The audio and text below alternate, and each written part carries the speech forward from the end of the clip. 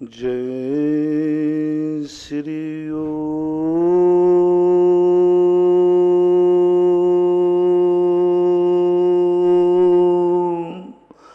नमः सिद्धेभ्यः।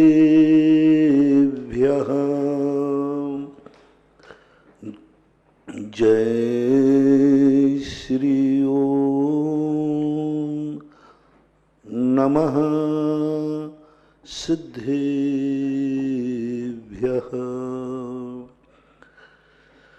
सर्वमंगल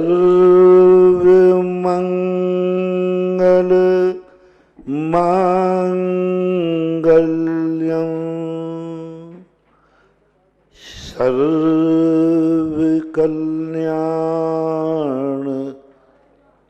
कारकम् प्रधानं सर्वधर्माणां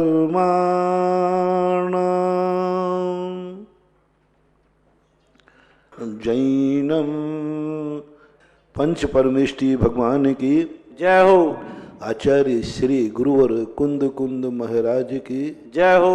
आचार्य श्री गुरुवर विद्या सागर महाराज की जय हो। परम पूज्य निर्यापक श्रवण मुनिपुंगा श्री सुधासागर जी महाराज की जय। पूज्य महासागर जी महाराज की जय। नमोस्तु महाराज जी, नमोस्तु महाराज जी, नमोस्तु।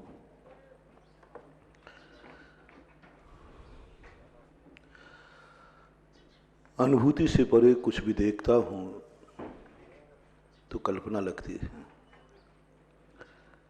अनुभूति से परे कुछ सुनता हूं तो कल्पना लगती है। अनुभूति से परे कुछ पढ़ता हूं तो कल्पना लगती है। अनुभूति से परे कुछ बोलता हूं तो झूठा लगता है। मंजिल अपरिचित की तरफ बढ़ता हूं तो भटकना लगता है। संदेह होता है, पता नहीं मंजिल है भी कि नहीं, पता नहीं मंजिल पहुंचूंगा कि नहीं। एक अंदर संदेह और एक भटकन की अनुभूति होती है। कुछ नया सोचता हूं तो घबराहट होती है कि पता नहीं यह सोच हमें कहां ले जाएगा। नए किसी साथी को चुनता हूं तो डर लगता है, पता नहीं ये कैसा निकलेगा, पता नहीं कैसा निकलेगा। जब भी कोई व्यक्ति होशपूर्वक हो जाता है और उसे अपनी जिंदगी का साथी चुनना पड़े तो बड़ी घबराहट होती है। आप लोगों को तो हमसे ज्यादा इसका अनुभव है, क्योंकि हर गृहस्थ के जीवन में कोई ना कोई अपरिचित आता है और कर्मों की व्यवस्थाएं ही ऐसी हैं कि ऐसा कोई गृहस्थ नहीं है जिसके जीवन में कोई अपरिचित व्यक्ति नहीं आता हो।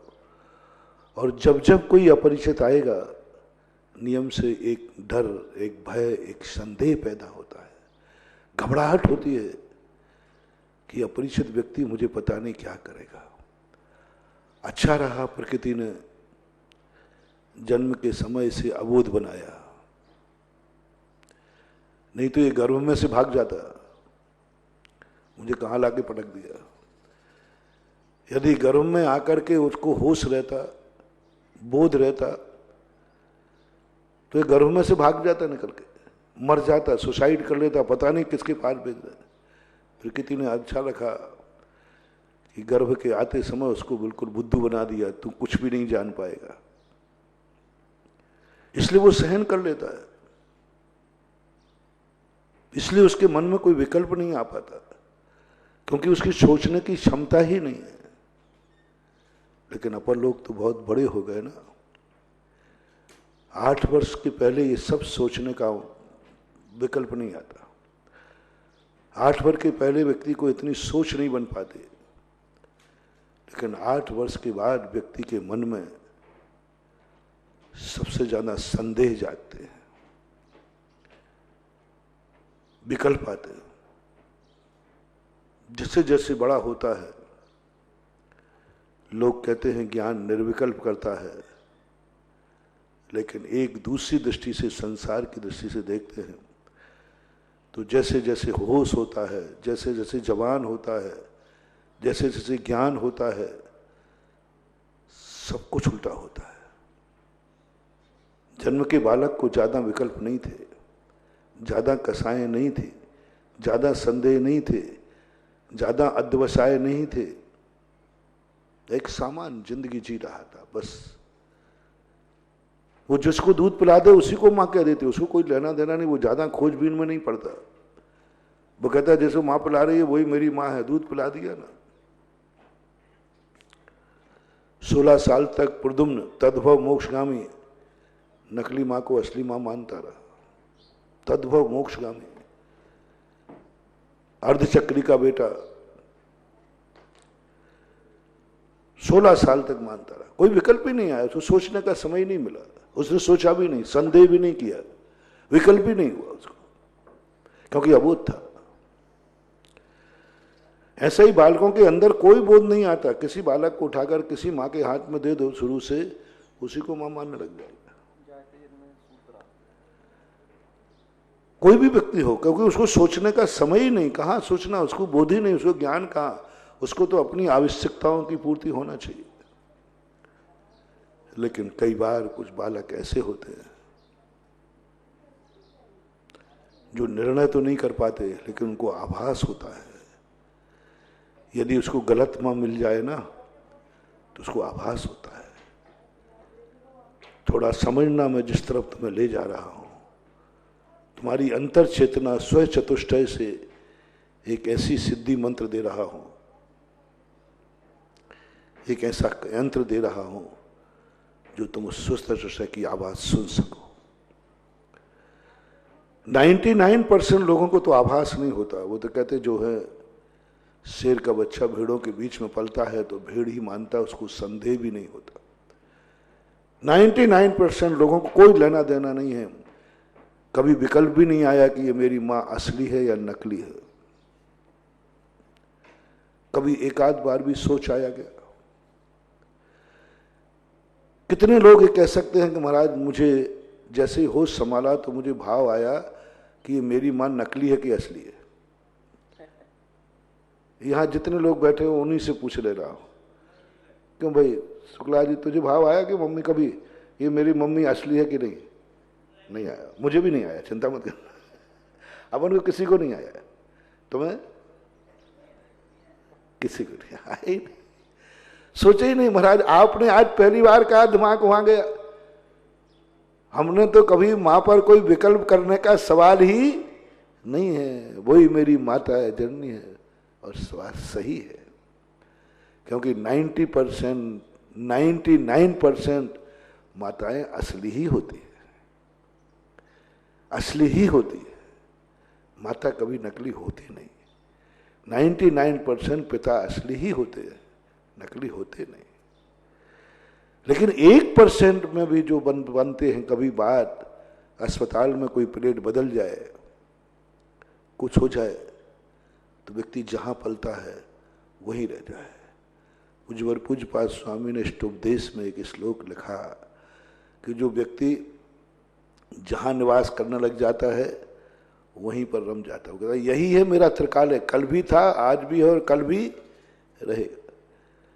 लेकिन किसी लोग जो होनहार होते हैं, जो विशेष कुछ को गॉड गिफ्ट होती है, उनको एहसास होता है। आपने दुनिया में एक व्यक्ति की कहानी सुनी होगी। अपन लोग तो निश्चिंत थे, अपन को तो विकल्प ही नहीं हुआ, भाव नहीं आया, परिणाम ही नहीं आया। अपनी मां तो सब असली थी, अपना देश तो असली देश है, अपना कुल तो असली कुल है, अपनी जाति तो असली जाति है। अपन तो सब असली ही असली बैठे।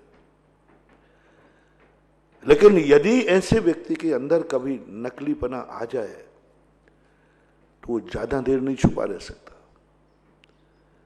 नकली माल, नकली विचार, कितने प्रयास करो, मायाचारी कहीं ना कहीं सामने आती है। कितने भी छुपाने का प्रयास करो, आती है।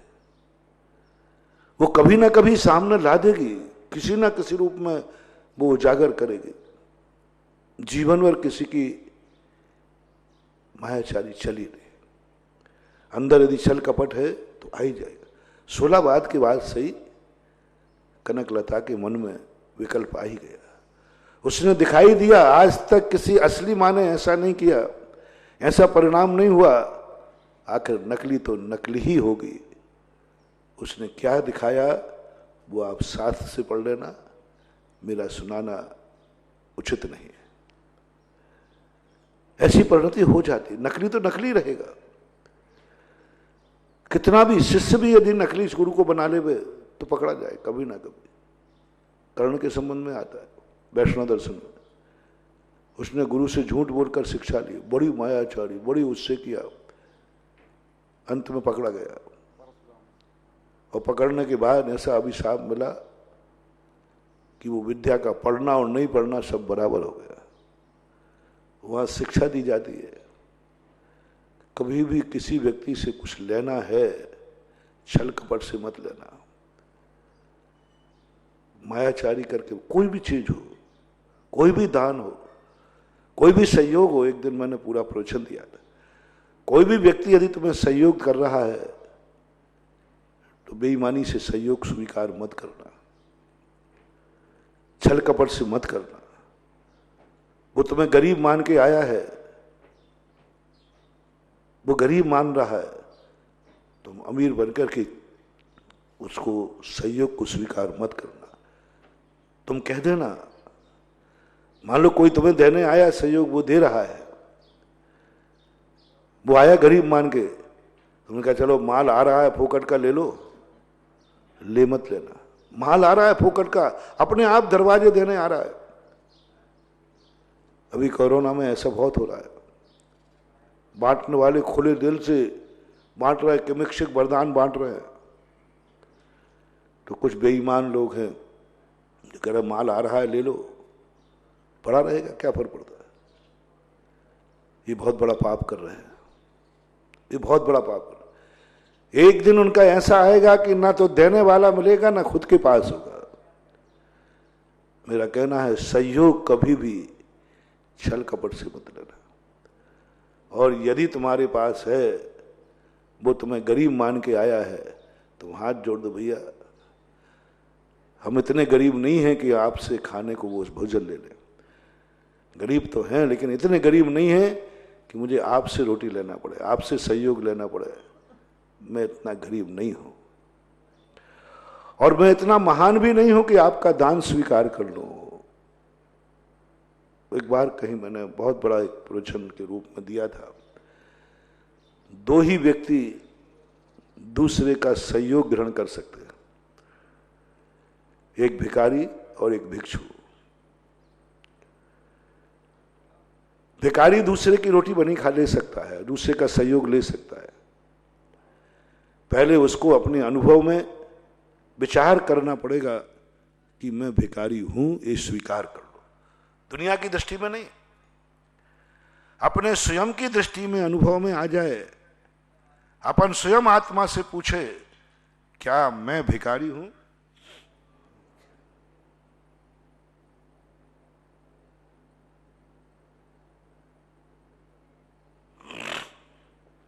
क्या मैं भिखारी हूं, पूछो अपने आप से। मैं सारी दुनिया को तुम्हारे सहयोग के लिए खड़ा करता हूं, मैं करूंगा, मेरी जिनवानी खड़ेगी, हम सब लोग लगेंगे आपके सहयोग के लिए। आप अपनी छाती पे हाथ रख करके पूछ लीजिए, क्या तुम भिखारी हो? क्या तुम्हारा पुण्य खत्म हो चुका है? क्या तुम्हारा पुरुषार्थ समाप्त हो चुका है? तुमने सारे पुरुषार्थ कर लिए, कोई पुरुषार्थ अब तुम्हारा काम नहीं आ रहा, तुम्हारी जिंदगी का अब कुछ भी उपाय नहीं है, मात मौत, बस मौत ही एक सामने है। बस उसको बोलते भिखारी, उसको बोलते भिखारी, जिसके सामने कोई उपाय नहीं है, बस अब एक ही उपाय है, वह दूसरे की रोटी ले सकता है, दूसरे का किट्स ले सकता है। जिसको मालूम चल गया कि हम चाहे कुछ भी मेहनत कर लें, कुछ भी कर लें, सारे उपाय कर चुके, अब मेरे पास रोटी नहीं है, मेरी मौत निश्चित है। तब नीति कहती है, रुको, कहाँ जा रहे हो? बोले, मरने जा रहा हूं। एक हमारे शायद पद्म पुराण में घटना है। एक ऐसा कर्म फूटा बेचारा व्यक्ति, भीख भी नहीं मिले, मजदूरी नहीं, कुछ नहीं मिले, उसने सुसाइड करने का मन बना लिया। आपका भी जब ये नौबत आ जाए कि अब मैं करूं क्या, मरना निश्चित हो गया मेरा, अभी रुको, अभी दुनिया में देखो, अभी तुम्हें मरने की जरूरत नहीं है। जिनकी किस्मत बिल्कुल बदकिस्मत हो गई है, बदनीयत हो, बदकिस्मत हो गई है, कुछ भी नहीं है उसकी जिंदगी में मौत के अलावा। भारत देश वालों को मैं कहना चाहता हूं, ऐसी नौबत आने पर मरने की जरूरत नहीं। अभी भारत देश है, भारत देश भूखा रहकर भी तुम्हें खिलाएगा। भारत देश की संस्कृति है, मरने की जरूरत नहीं है।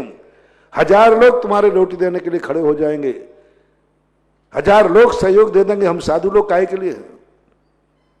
ये जुनवाणी को उपदेश काहे के लिए है? भारतीय संस्कृति का एक अनोखा संस्कार है, मरो मत, आ रही है रोटी। लेकिन बस तुम्हें ये अनुभूति करके दिखाना है अंदर से कि सही में अब तुम्हारे पास कोई रोटी का इंतजाम नहीं है, तो फिर मैं भेज रहा हूं आपके पास सहयोगी, मैं भेज रहा हूं आपके पास सहयोगी, मैं भेज रहा हूं आपके पास रोटी, मैं भेज रहा हूं आपके पास किट्स, मैं भेज रहा हूं आपके खाने को। मरो मत, स्वीकार कर लेना, कोई पाप नहीं है। ये कर्जे में नहीं आएगा, ये ऋण में नहीं आएगा, ये तुम्हें चुकाना नहीं पड़ेगा, बल्कि तुम स्वीकार कर लोगे, यही देने वाले का अभाग्य होगा। देने वाले का अभाग्य, वो खुश होगा। ऐसा गरीब को यदि तुमने सहयोग दिया तो गरीब पर एहसान मत लाना। देने वालों से मेरा कहना है, देने वालों से मेरा कहना है, कभी भी गरीब को देते समय गरीब पर एहसान मत करना।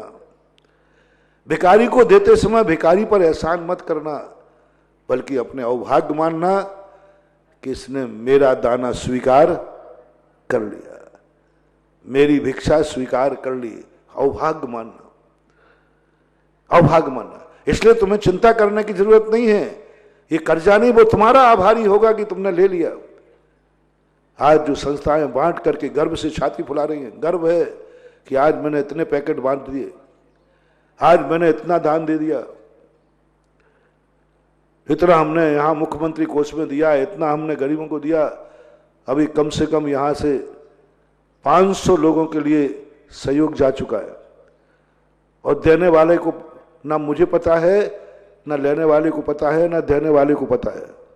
कुछ नहीं, सब अंडरग्राउंड हो रहा है, कुछ पता नहीं किसी को। लेने वाला कहता है भेजा किसने? बोले तुम्हें आम से मतलब कि गुठली से। गुप्त दान किसे कहते हैं अब पता चल रहा है। गुप्त दान ये कहलाता है, गुप्त दान ये नहीं कहलाता कि तुम बड़े बड़े धर्म के कार्यों में, ये कहलाता है कि जहां व्यक्ति को सामने को लेने में संकोच आवे, शर्म आवे, उसकी इज्जत खराब होवे, वहां अपना नाम उजागर मत करना, वहां सामने मत आना,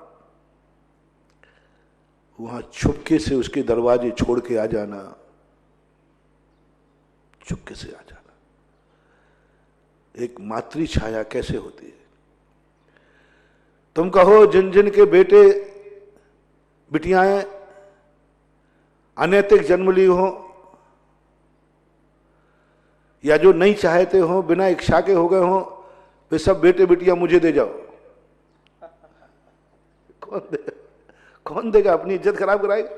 अपनी बेटी को लेके आ जाए, लो ये मेरी बेटी पकड़ो संभालो, कौन देगा? बेटा को तुम्हारा कुछ नहीं देगा।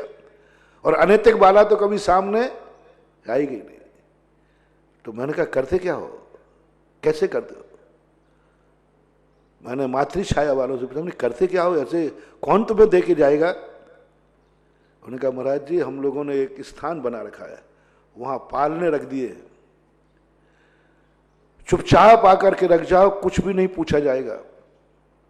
गवर्नमेंट से स्वीकृति होती है, मंजूरी लेना पड़ती है, ऐसे सबको नहीं होता। चुपचाप आकर रख जाओ, नैतिक है अनैतिक है, कौन जाति कौन क्या, कोई मतलब नहीं है, चुपचाप रख जाओ बस, और घंटी बजा के भाग जाओ, ना कोई तुम्हारा पीछा करेगा ना तुमसे पूछेगा। मैंने कहा फिर तो आपकी दया बहुत अच्छी है, फिर तो लोग बचा लोगे आप, फिर तो सही में ये मातृ छाया है। सामने वाले की बेइज्जती भी नहीं हुई। अपना उद्देश्य सामने वाले की बेइज्जती करना है कि जीव को बचाना है, बस उसकी बेइज्जती नहीं हुई, क्योंकि वो तो वैसे ही पापी है, और क्यों पाप वो सामने आए। इज्जत बचाने के लिए उसने ऐसा कर लिया है, और अपन ने भी उसकी इज्जत को कायम रखा और बच्चे को बचा लिया, कितना पुण्य। ऐसा ही इस समय दान देने वाले जो सहयोग कर रहे हैं, उन घरों को खोजो जो इज्जत वाले हैं, जो शर्म के कारण घर में बैठे भूखे बैठे हैं, लेकिन किसी के सामने हाथ नहीं फैला पा रहे, हाथ नहीं फैला पा रहे, और तुम और देने पहुंच जाओ। एक केस हुआ अभी 4-5 दिन पहले, बहुत परेशान था, कुछ भी नहीं था, किसी बाजू वाले से पता चला तो उसको सहयोग देने कोई व्यक्ति पहुंच गया। अब जो सहयोग देने गया वो थोड़ा प्रतिष्ठित था, इज्जत वाला था, परिचित था, तो वो देखते ही परिवार वाले घबरा गए, ये मैं इससे स्वीकार कर लूं? उन्होंने कहा नहीं नहीं मेरे पास तो है, बहुत है। वो किसने कह दिया? मेरा नाम किसने भेज दिया? मेरा नाम किसने भेज दिया? मेरे पास तो खूब है, बोले मैं तो कहूं तो और दूसरों को भी दे दूं। बोले नहीं आपका नाम पहुंचा है वहां पर। बोले नहीं नहीं वो कोई दूसरा नाम पहुंचा होगा। मना कर दिया। वो लौट आया, जिसने देने गया उसने कहा महाराज जी वो गलत नंबर पहुंच गया, वो तो बहुत समृद्ध आदमी होते कर, मेरे पास तो खूब है, अभी बहुत है, दूसरों को भी दे सकता हूं। मैंने कहा मेरे पास नाम गलत नहीं आ सकता, मेरे पास भेजने वाला सोचेगा 100 बार। मैंने फिर पता किया क्या उसकी हालत थी, क्या उसकी हालत थी। मक्के की ज्वार की रोटी पानी में भिगो के खा रहे थे पूरे, पानी कुछ नहीं था उनके पास, और एक आध रोटी थी तो सब लोग बैठ के खा रहे थे, लेकिन इज्जतवान इतने थे कि वे अपनी इज्जत खराब नहीं करना चाहते थे। मैंने कहा देने वाला चूक गया, देने वाला चूक गया। देने वाला लक्ष्मण जैसा था कि हनुमान रामचंद्र रावण के पास शिक्षा देने गया तो सिर ए रावण शिक्षा दे दे कुछ देना हो तो। रामचंद्र जी कहते ऐसे नहीं मिलने वाली। ज्ञान किसी से लेना है तो विद्या ददाति विनय, विनय है। किसी से कुछ लेना है तो हम दादागिरी से ना लेवे, विनय से लेवे।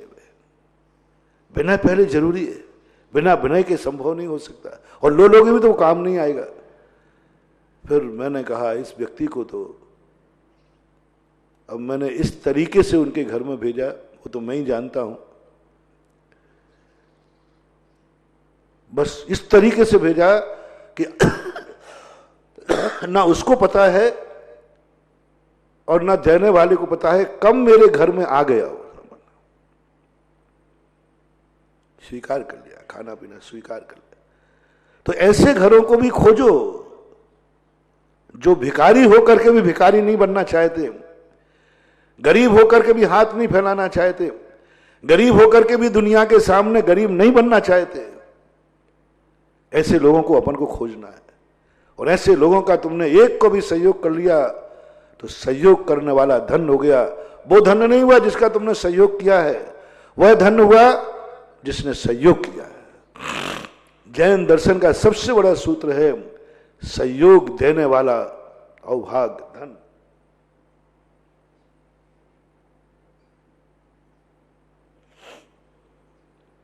एक बार प्रश्न आया था कल ही परसों, मार्क्सवाद क्या कहलाता है? एक मार्क्सवादी काल हुआ है। मार्क्स का अर्थ हर व्यक्ति के अंदर मार्क्सवाद होता है।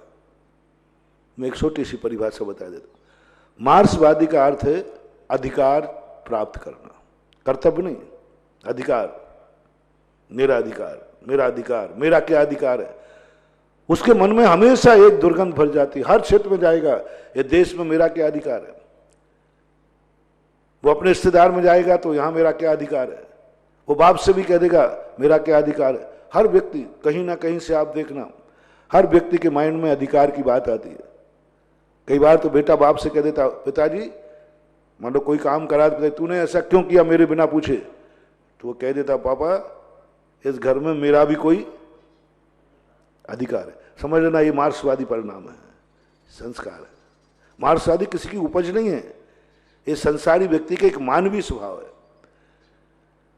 हाँ, पति पत्नी में कई बार झगड़ा हो जाए, तुमने बिना पूछे क्यों किया, तो पत्नी कहती इस घर में मेरा भी कोई अधिकार है।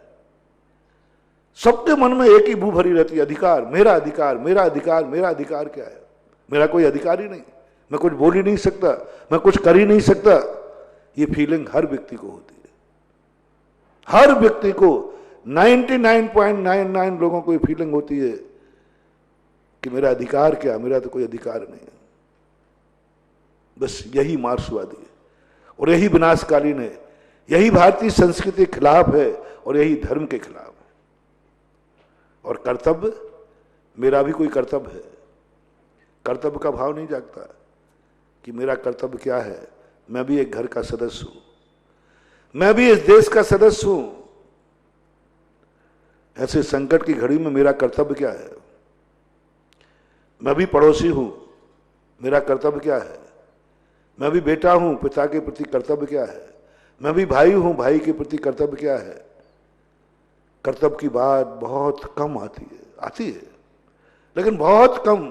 अधिकार की बात ज्यादा आती है।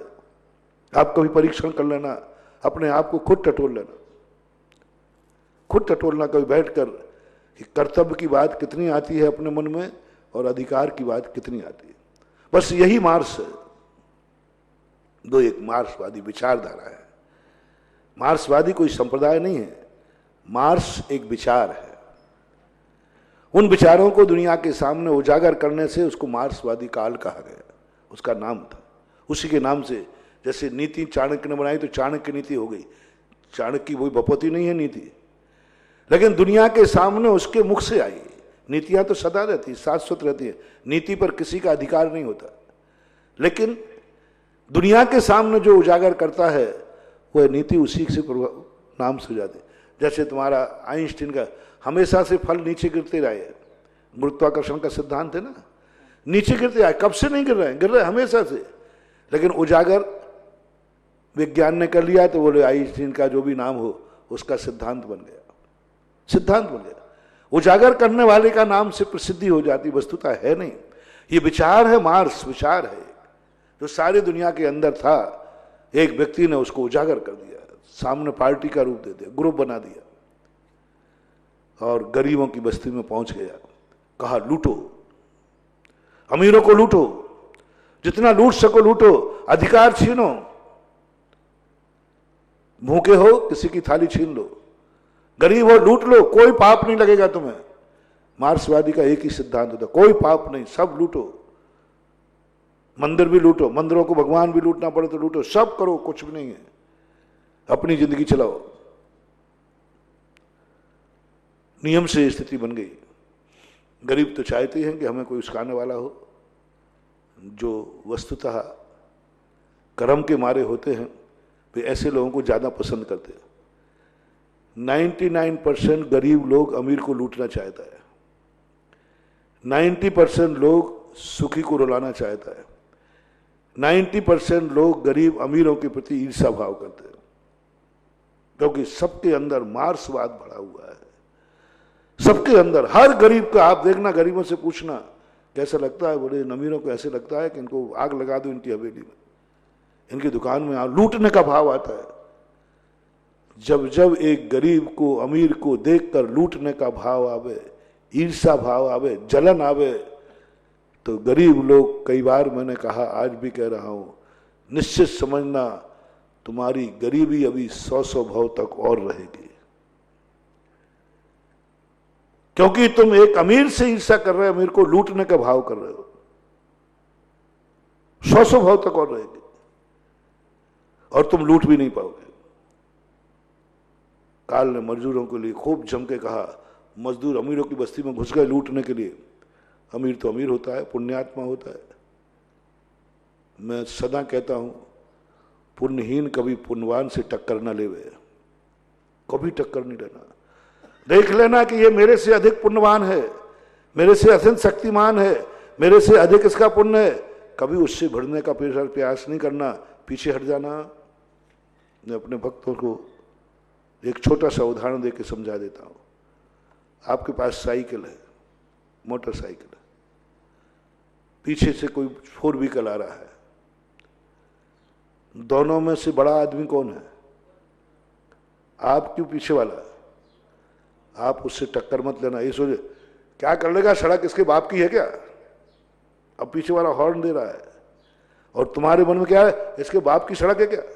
नहीं हटना। बहुत बड़ी गलती कर रहे हो, बहुत बड़ी गलती कर रहे हो। औकात देख लो अपनी। फिर व्हीकल वाला जहां से बजाते साइड से निकलेगा और एक थोड़ा सा टिल्ला मारेगा, खंती में पड़े दिखाओगे, उठाने वाला भी नहीं मिलेगा, क्योंकि वो पुण्यात्मा है।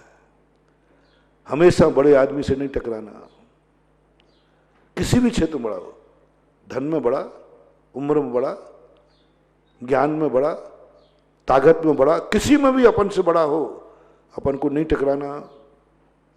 मान हानि का प्रेस्टेज मत बनाना, मान नहीं बनाना, बिल्कुल मत बनाना। बहुत करुणा दया करके कह रहा हूं। कुछ नहीं कर लोगे उसका वो एक टिल्ला मारेगा, नीचे गिरा देगा, क्योंकि वो पुण्यवान है।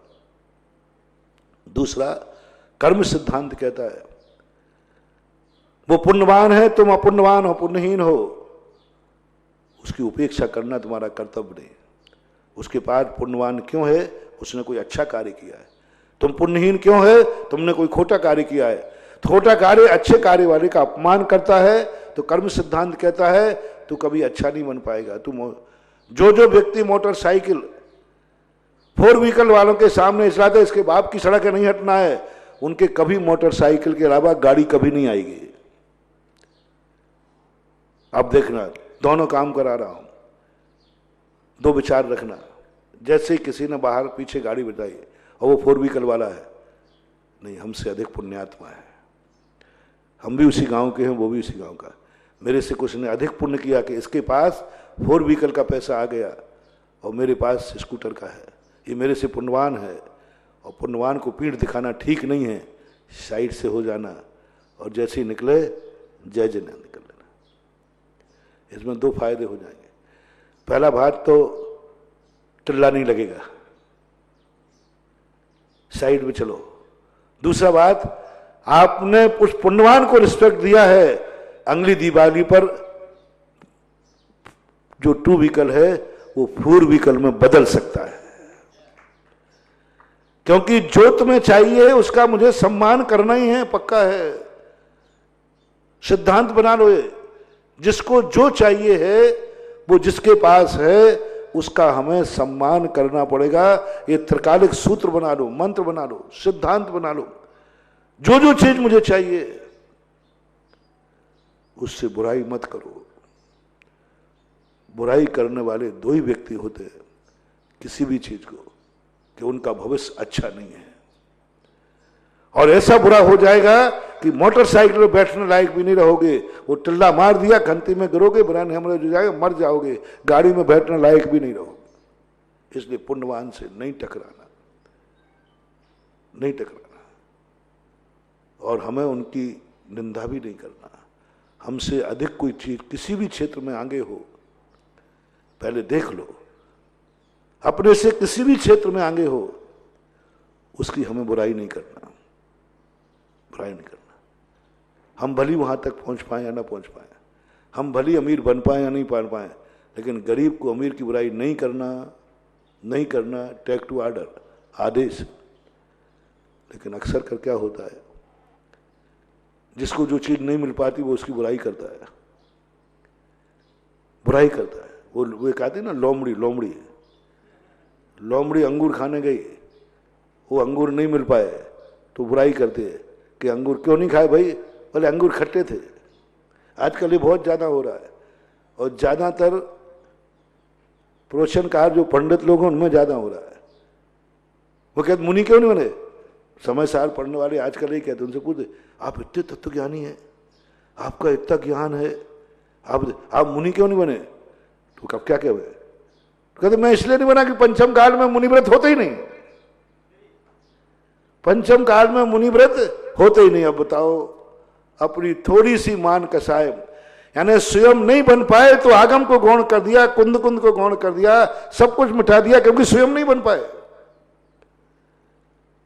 ये कितने लोगों की विचारधारा है जो स्वयं नहीं पा पाए। मुनि बनना पंचम काल में नहीं है, आगम में लिखा है, क्योंकि स्वयं नहीं बन पाए। अपनी कमी को ढांकने आगम कभी मत मोड़िए, आगम को मत मोड़ो, बहुत बड़ा पाप है। अब ऐसे व्यक्ति जो ये कहते हैं पंचम काल में मुनि नहीं है, ये हजारों हजारों साल तक भी कभी इनको मुनियों के दर्शन भी नहीं मिलना। ऐसे मलेच्छ खंड में जन्मेंगे, ऐसे नरकों में जन्मेंगे जहां मुनि शब्द सुनने को नहीं मिलेगा इनको, क्योंकि इन्होंने अपनी कमी को ढांकने के लिए ऐसा कह दिया। इसलिए हमें भले वो प्राप्त हो पाए या ना हो पाए, लेकिन हमें अपने से अच्छाई चीज की बुराई नहीं करना। और प्राय यही है, हर गरीब अमीर की बुराई कर रहा है, ये पैसा गलत आ रहा है, ये तरीके, आप भैया आपके पास अरे अपन तो ईमानदार आदमी हैं, अपन तो ईमानदार आदमी हैं, अरे पैसे, अरे वो तो बेईमान आदमी है, बदमाश आदमी है। और इच्छा तुम्हारी भी है। एक बार लालू ने बहुत अच्छी बात कही थी। लालू के कई बार बड़े बड़े डायलॉग अच्छे हैं उनके, बड़े प्रसिद्ध हैं। लालू कहता है सब लोग मुझे बेईमान क्यों कहते हैं? यदि मैं बेईमान हूं तो मैं बार बार चुनकर क्यों आता हूं? बार बार लोग मुझे मुख्यमंत्री क्यों बनाते हैं? मैं बेईमान हूं तो हमारा इतना समर्थन क्यों मिलता है? इससे सिद्ध है कि मैं बेईमान नहीं हूं, तभी तो बार बार चुना जाना क्या है? फिर लालू खुद ही प्रश्न करता है, आप लोग कहोगे हम नकली वोट डलवा लेते हैं, फर्जी वोट डलवा लेते हैं, गुंडागिर्दी से वोट डलवा लेते हैं, नकली वोट डलवा के जीतते। चलो ठीक है, भारत में ऐसा कौन व्यक्ति है जो चुनाव में खड़ा होवे और नकली वोट डालने का मौका मिले वो नहीं डाले? मौका मिले, पार्षद में भी खड़ा है और उसको मना मिला कि ये बूथ अपने काम का है, नकली वोट डालो जितने डालो। कितने परसेंट लोग हैं जो चुनाव में खड़े हुए और नकली वोट डालने का पूरा मौका मिले, पकड़े भी नहीं जाएंगे तो कौन छोड़ देगा? कितने परसेंट छोड़ देंगे? 99% डालेंगे। बस इतना फर्क है, बेबुद्धू डलवा नहीं पाते, हम डलवा लेते हैं। तो वो कहते हैं लालू बेईमान है, बेईमानी से जीतता है। बेईमानी तो उन्होंने भी करना चाहिए, लेकिन बेईमानी कर नहीं पाए। बेईमानी तो करना चाहिए, बेईमानी नहीं कर पाए, इसलिए बेईमान घोषित कर दिया। यह है सबसे बड़ा बेईमान आदमी, बेईमान करने वाले से भी ज्यादा बेईमान।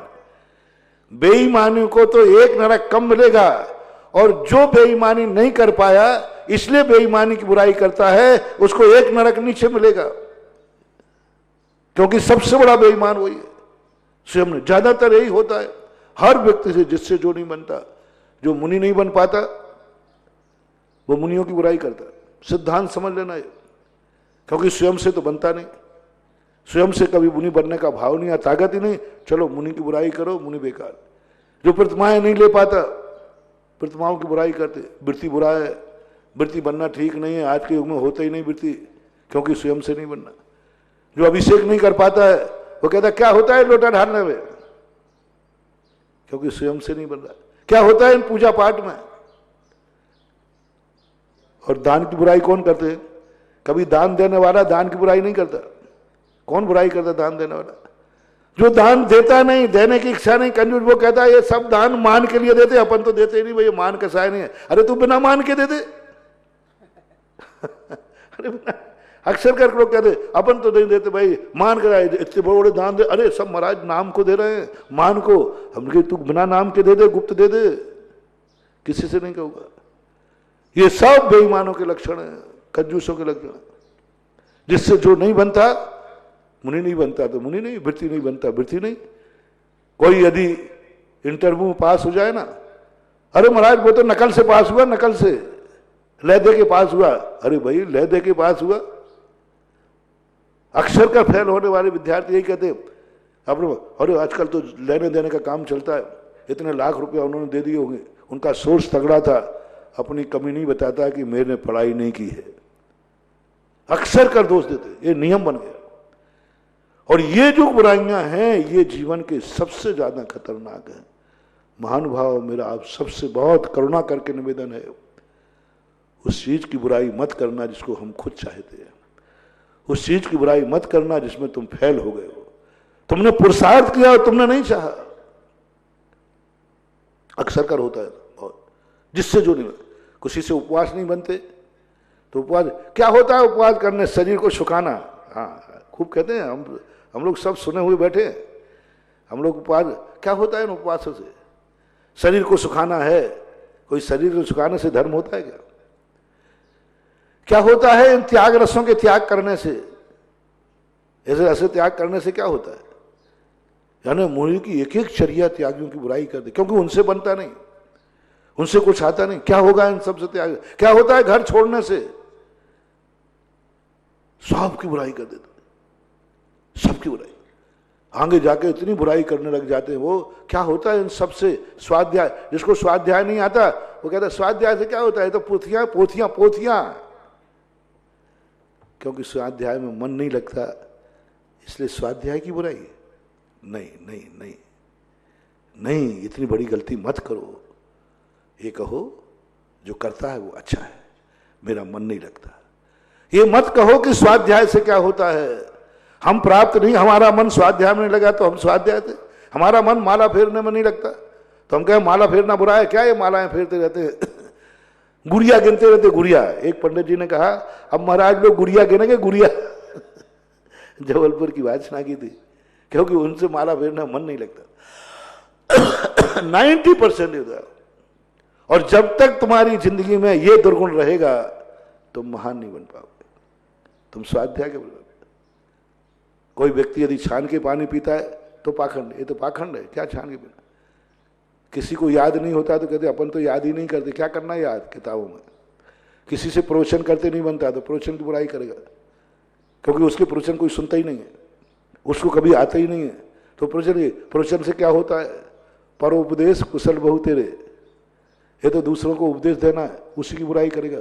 यही हमारे सबसे बड़े विनाश का कारण है। हम चाह रहे हैं, चाहत नहीं है जो बात नहीं, चाह रहे हैं। वही लगन लगी कि मैं कब प्रवचन करना सीख जाऊं, मेरे कब प्रवचन सारे जगत में प्रसिद्ध हो जाए, मेरे कब सारी दुनिया टीवी पर प्रवचन सुने। अंदर ललक वही है, लेकिन अब कोई नहीं सुन रहा है, करना नहीं आ रहा है तो बुराई कर देना। ये वही लोग हैं लोमड़ी के समान कि अंगूर नहीं मिले तो अंगूर खट्टे हैं। महानुभाव, लोमड़ी मत बनना, मत बनना। एक घटना है, नाम नहीं लूंगा। एक महाराज जी थे, पुराने थे। वो महाराज क्या है, उन्होंने एक बार ये बात लिखी,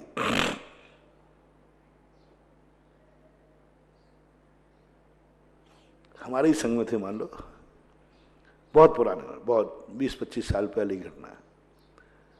उन्होंने एक किताब लिखी, बोलियां लगाना ये आगम विरुद्ध है।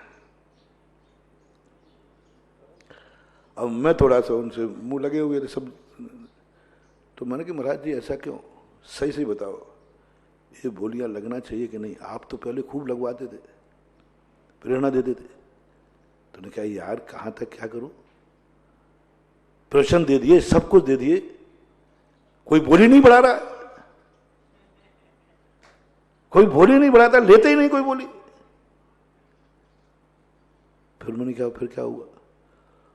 बोले दूसरे महाराज फिर नाम नहीं लेकर के हमारे गुरुदेव पहुंच गए तो जबरदस्त बोलियां बढ़ गई। तो उन्होंने कहा ये तो मामला गड़बड़ है। और तो उन्होंने कहा बोलियां करना व्यापार है, धंधा है। क्यों? स्वयं बोली नहीं लगा पाए, स्वयं जनता को प्रभावित नहीं कर पाए, बोली नहीं बढ़ी उनके बैठने। यथार्थ घटना है, मैंने खुद उनसे मुंह से सुना। बोली नहीं बोली, उनने प्रयास किया, पूरी ताकत लगाई, ईर्ष्या में चले गए और बोली के विरुद्ध में किताब लिख डाली, बोली के विरुद्ध में किताब लिख डाली। फिर उन्होंने बहुत सारी किताब ली, गजरत कांड, बोली कांड, पता नहीं कितने कितने का प्रवचन कांड, पता नहीं क्या क्या निकाल दी। मात इतनी सी गलती, हर चीज, क्योंकि मैं उनकी नस नस जानता था, शुरू से बचपन से ही मैं उनको जानता था। एक एक चीज उन्होंने प्रयास किया, सब कुछ पाने का प्रयास किया। और वो कहते थे यार ऐसा क्या करें कि ऐसा हो जाए, ऐसा क्या करें कि ऐसा हो जाए। लेकिन उन्होंने सिर से पहाड़ फोड़ा, लेकिन पहाड़ नहीं फूटा, सिर ही फूट गया। वे इतने बुराई पे उतर आए, इतने बुराई पे उतर आए कि हर चीज के मैंने उनसे निवेदन किया, ये पाप मत करो, ये पाप मत करो, इससे डाउनफॉल होता जाएगा। और इतना डाउनफॉल हुआ, इतना डाउनफॉल हुआ कि आज उनको कोई पूछने वाला नहीं। आज स्थिति बड़ी विचित्र हो जाती है, कोई मानने वाला नहीं, कोई सुनने वाला नहीं, सब कह देते हैं वो तो बकता रहता है, कहता रहता है। ऐसी गलती अपन को नहीं करना। आज प्रसंग में जो मैं कहना चाहता हूं, अपनी अंतर चेतना से पूछो, जिसकी हम बुराई कर रहे हैं क्या उसको बात को मैं नहीं चाह रहा हूं? मुझे नहीं मिल पाया, मैं नहीं कर पाया, मेरा प्रभाव नहीं बन पाया, तो हमने एक ही रास्ता निकाला बुराई का। अरे जितना रास्ता हम बुराई का निकालते हैं, उतनी एनर्जी, उतनी मेहनत यदि हम उसको पाने के लिए कर दें तो शायद हम वहां तक पहुंच जाएं जहां तक सामने वाला पहुंचा है। इसलिए मार्क्सवादी परंपरा को अपन को नहीं अपनाना। गए लोग, जो मैं कह रहा था, घुस गए बड़े आदमी, बड़े आदमी तो बड़े आदमी होता, उसने एक फोन कर दिया राजा को, सेना को, पुलिस को। पुलिस ने आई और जम के धुलाई की उन सब गरीबों की, उठा के जेल में डाल दिया, चमड़ी उधेड़ दी। बड़े आदमी का फोन था एसपी के पास, ये लोग हमारे घरों में घुस रहे हैं लूटने के लिए, जम के पिटाई हुई।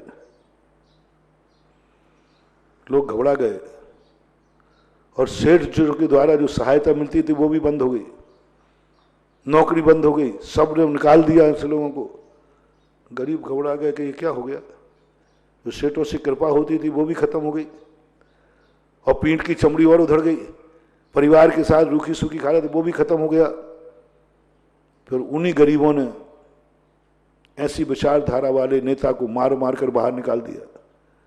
बोले हमें गरीबी ठीक है, हमारी तो सब कुछ मिटा दिया तुमने, अमीर से टकरा करके कौन जिंदा रह सकेगा। अपने से अधिक से ताकतवान से टकराना, अपना खुद का विनाश करना।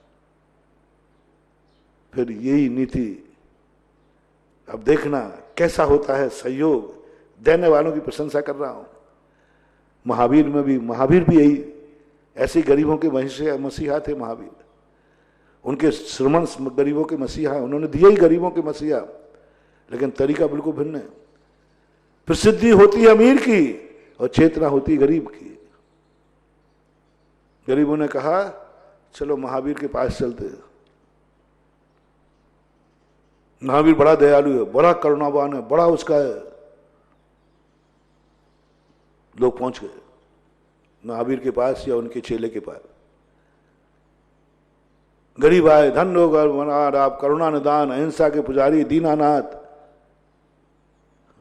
महावीर ने गरीबों की तरफ देखा ही नहीं। उनके चेले ने, साधु ने उनकी तरफ देखा ही नहीं, सुना ही नहीं, देखा नहीं। एक यूं देख करके चले गए और उठ के और चले गए। बोले साहब कहाँ जा रहे हैं?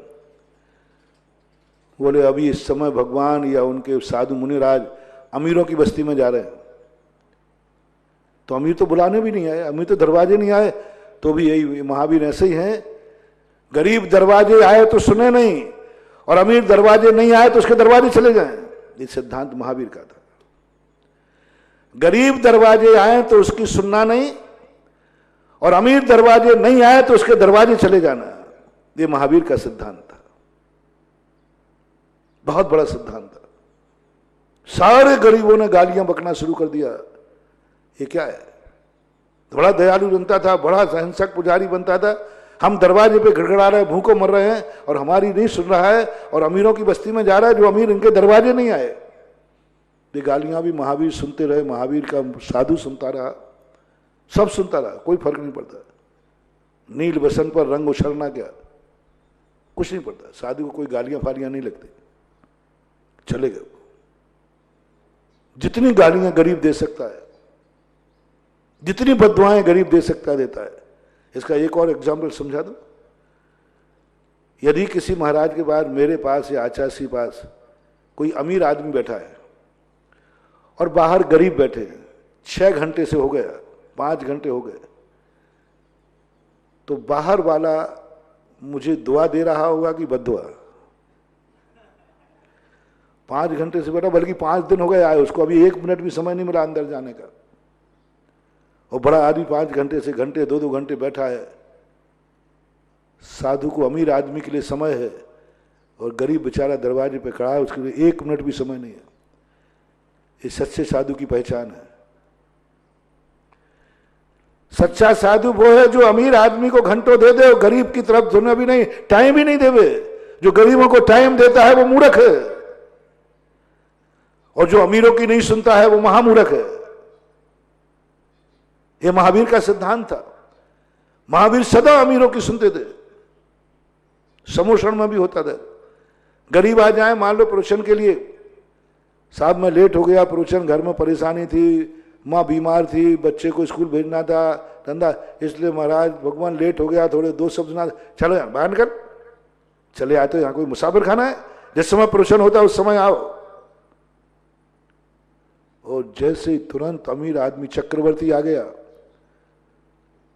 चक्रवर्ती आते ही भगवान का प्रवचन चालू हो गया। अब गरीब कहता है अभी तो आप कह रहे थे कि अभी समय नहीं है प्रवचन का, समय पे आओ। अमीर आदमी के लिए कोई समय की जरूरत नहीं होती। अमीर आदमी परमिशन लेके नहीं आता, उसको कोई जरूरत नहीं। तीर्थंकर तो वितरागी होते हैं। ये कथन पढ़ करके मैं भी समझ में नहीं आया पहली बार कि चक्रवर्ती समोषण में पहुंच जाए तो अकाल में भी प्रवचन हो जाता है, और हजारों गरीब खड़े रहे तो 1 मिनट भी आगे पीछे नहीं हो सकता। सारे कानून गरीबों के लिए हैं, अमीरों के लिए कोई कानून नहीं होता। महावीर के सिद्धांत है। अब गरीब क्या कहेगा? खाएगा महावीर है। अभी तो कह रहा था कि टाइम नहीं है, और अब देखो, ये बहुत बड़ी संस्कृति है, बहुत बड़ी मोनोपोली है, बहुत बड़ी नीति है। इस नीति को कोई भी कभी छोड़े नहीं है। बड़े आदमी को सदा समय निकाल के रखना और गरीबों के लिए समय कभी देना नहीं, कोई मतलब नहीं निकलता। देना नहीं। महाराज गरीब बद्दुआ देंगे तो दे लो, कोई फर्क नहीं पड़ता। गरीबों का काम ही क्या है? बद्दुआ के अलावा और क्या देंगे वो क्या कर लेंगे वो? महावीर अमीरों की बस्ती में चले गए। एक प्रवचन की भाषा बना रहा हूं, वहां जाकर के सारे अमीरों के पास पहुंच गए। अमीर, अरे भगवान आप पधारे, गुरुदेव आप पधारे, अब तुम लोग नहीं आओगे तो मुझे आना पड़ेगा। अरे भगवान हम लोग थोड़ा सा कल रात में नींद ज्यादा आ गई थी, थोड़ा मौसम भी अच्छा था, खा पी तो नींद आ गई, इसलिए सुबह से नहीं आ पाया। तो हमने सोचा चलो अब बड़े आदमी हैं, इनको कष्ट न देकर अपन ही आ जाए, अपना क्या बिगड़ता है। नहीं गुरुदेव आप कैसे पधारे? बोले देखो मुझे आज के चिंतन में आया कि जो जितना बड़ा आदमी है वह नरक जाएगा, दुर्गति होगी उसकी मरने के बाद। मैंने तत्वार सूत्र में पढ़ा है, वह वारम परिग्रहत्वम नारकस्य। तो मैं घबरा गया, और हमारे तो सब, मैं घबरा गया कि हमारे भक्त तो सारे बड़े आदमी हैं, और यहां लिखा मिला कि बड़े आदमी नरक जाएंगे, बड़े आदमी तो दुर्गति होगी, और मेरे तो सारे भक्त बड़े आदमी हैं। तो मैंने सोचा कि अपने भक्तों को ये सूचना दे दूं कि मुझे ऐसा मिला। आत्मी व्यक्ति वही कहलाता है, दुर्घटना कोई हो तो सूचना दे देवे। इसलिए मैं तो तुम्हें सूचना देने आया हूं कि आप सबकी दुर्गति है, ऐसा मैंने आज तत्वार सूत्र में पढ़ा। महावीर का नाम मत है ना, वो तो विचार है, तत्वार सूत्र है ना, आज की भाषा बोल रहा हूं। महाराज को ले लो महावीर के स्थान पर। अच्छा वो भगवान हम लोग सब दुर्गति जाएंगे? हाँ, कौन सी दुर्गति? जहां भूख तो इतनी लगे कि 3 लोग का अनाज खाए और एक दाना नहीं मिलेगा। प्यास इतनी लगे सागर पानी पी ले, एक बूंद नहीं मिलेगा। और नरकों का जो वर्णन सुनाया, बोले ऐसे दुर्गति में तुम लोगों को जाओगे। तत्वार से तो लिखा ही है। और नरकों का वर्णन सुनकर के बिच्छू डह सहज डसे नहीं तिसो, तिल तिल करें देह के कण, क्या वर्णन किया है, रोंगटे काम जाते।